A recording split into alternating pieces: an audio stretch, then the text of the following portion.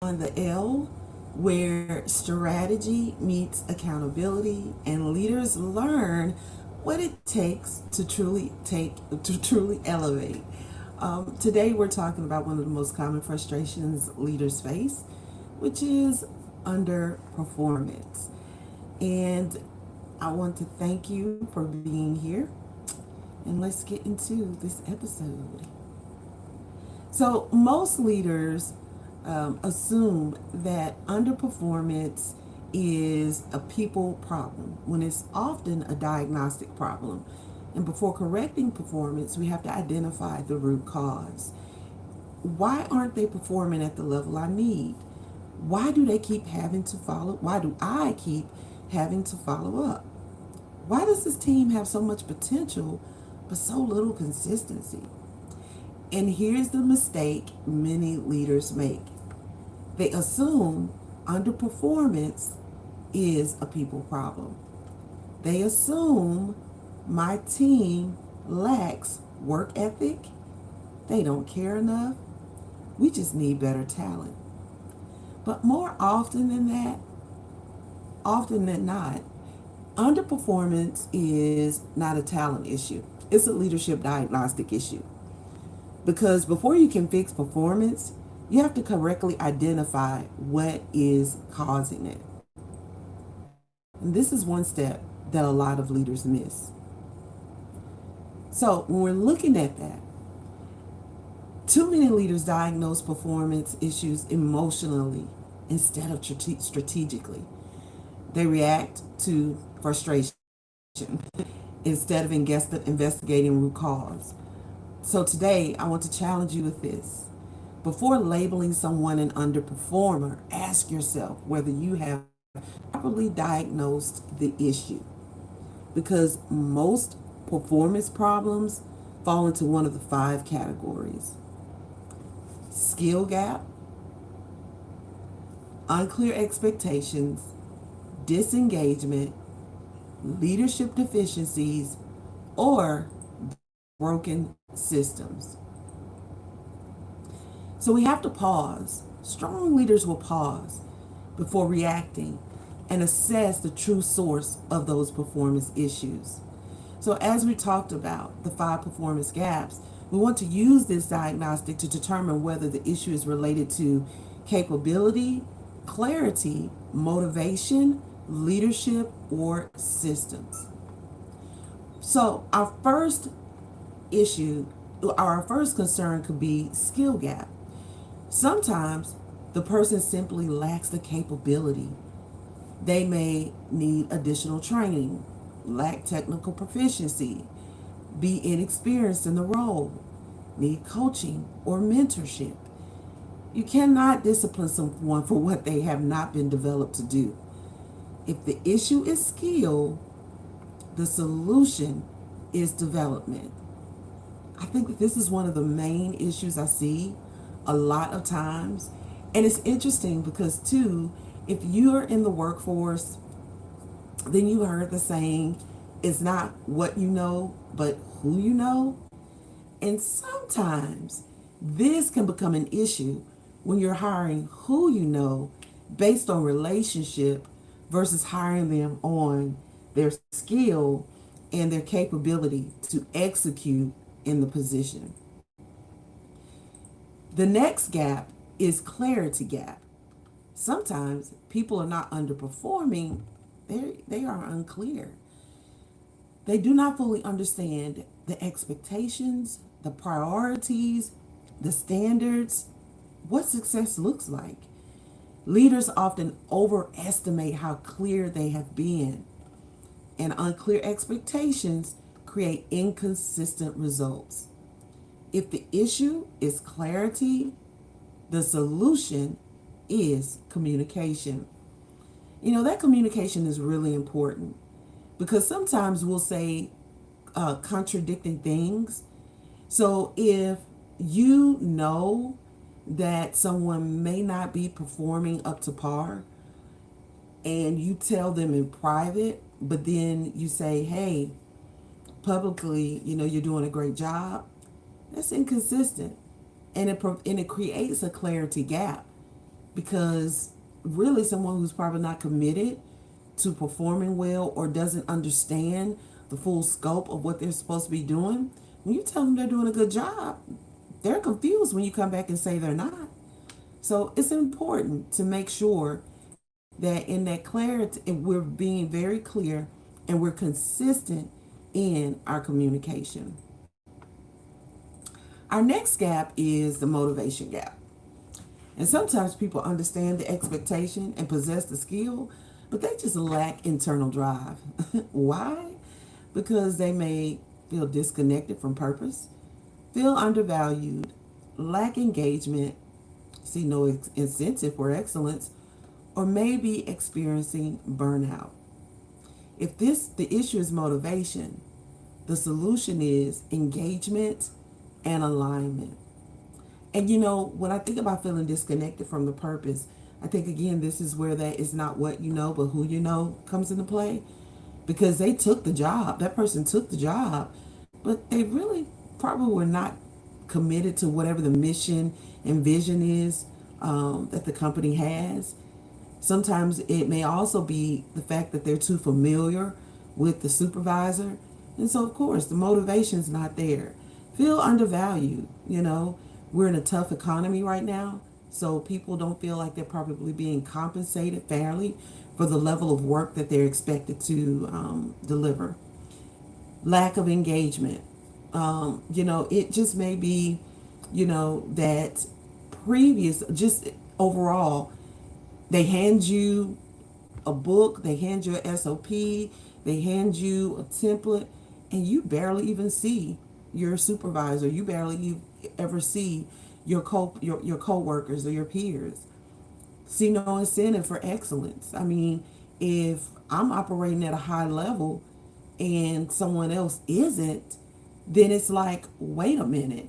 If I'm operating at this high level and this person isn't, but we're being paid the same, or we're going on the same trips, or we're getting, the same accolades, we're all grouped into a bunch.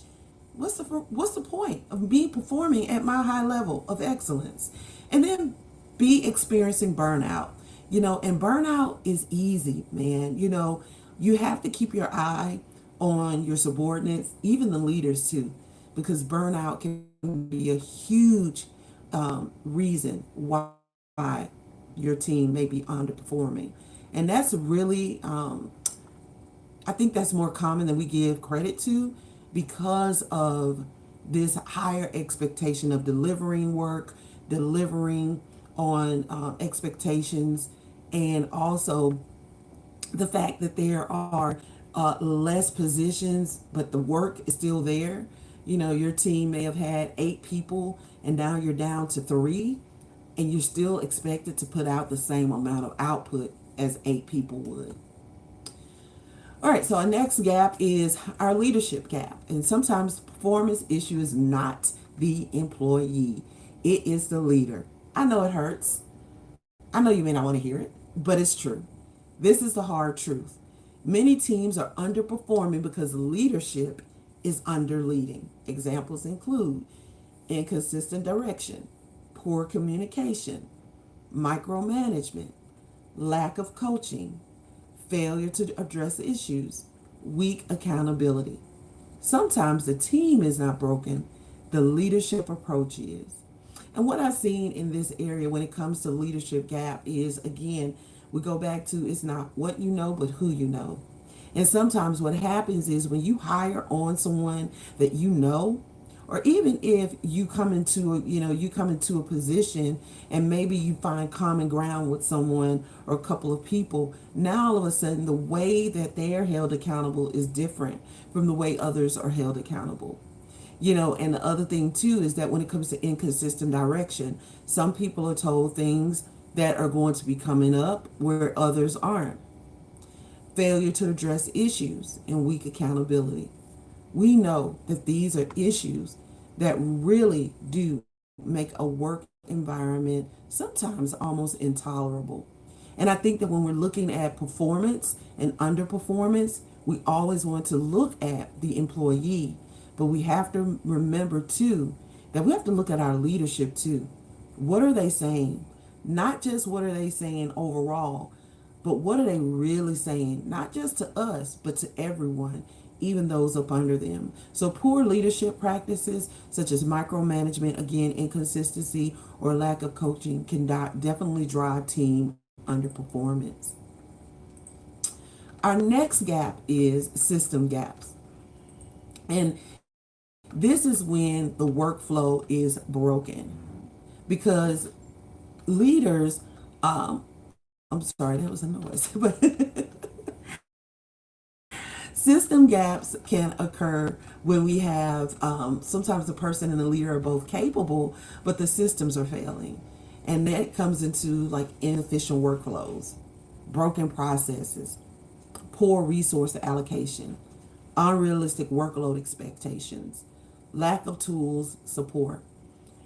This is one of those areas where, let's just say, you worked in, let's say you worked in a hospital or on the floor of a hospital and inefficient workflows. You don't have enough coverage, for the floor.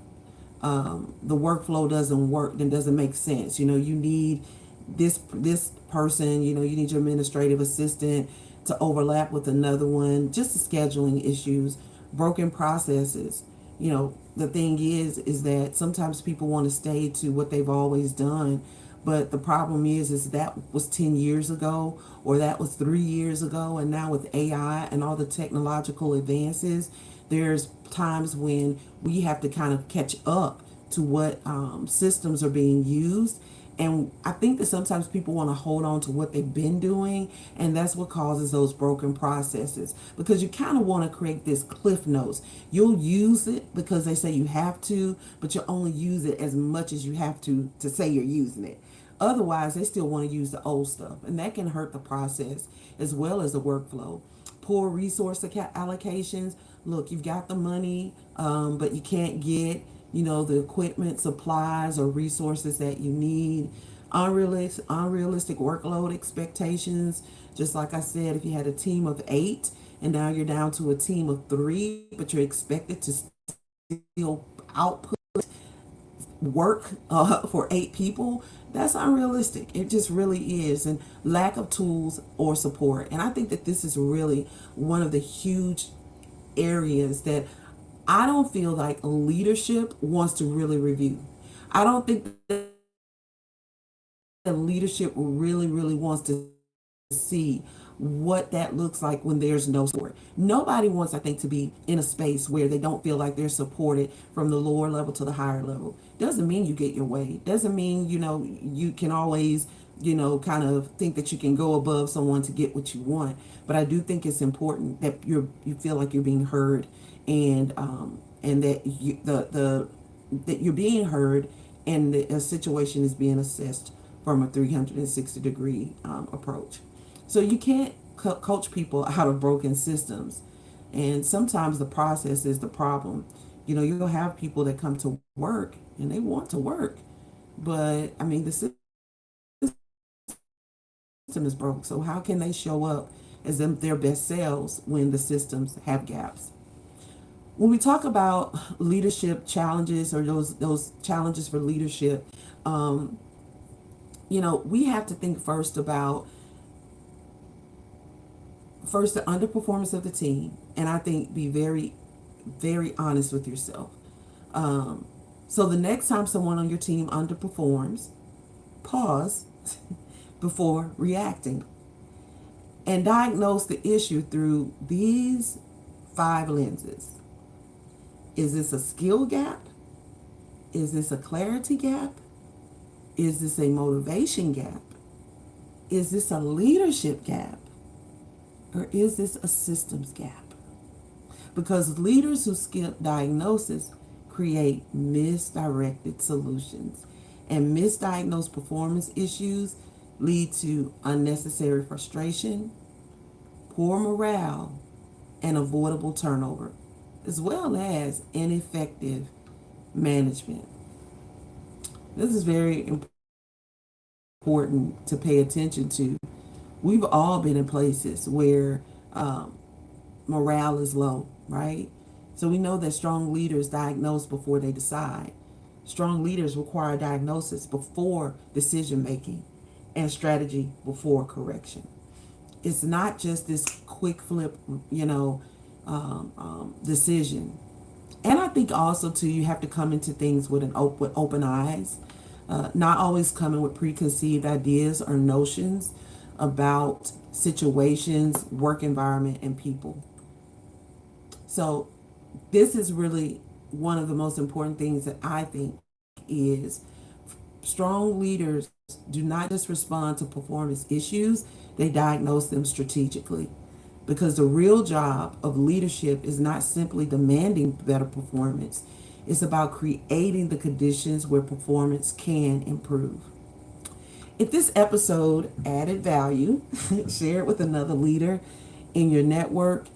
And if you're ready to go deeper into leadership, accountability, and organizational performance, follow on the L and stay connected with Elevate Leadership Partners for more strategic insights and leadership development resources. And I want to take you back now to your challenge. Remember, your leadership challenge for this week is the next time someone on your team underperforms, or even if you don't get the result that you expected from a deal you were working on, or some pitch that you were working on, I want you to pause before reacting and diagnose the issue through, remember, those 5 lenses. Is it a skill gap? Is this a clarity gap? Is this a motivation gap? Is this a leadership gap? Or is this a systems gap? Remember, it is our responsibility as leaders to not just set the standard, but be proactive throughout the process of implementing standards. So we set the standard. We set the standard. We lead with intention.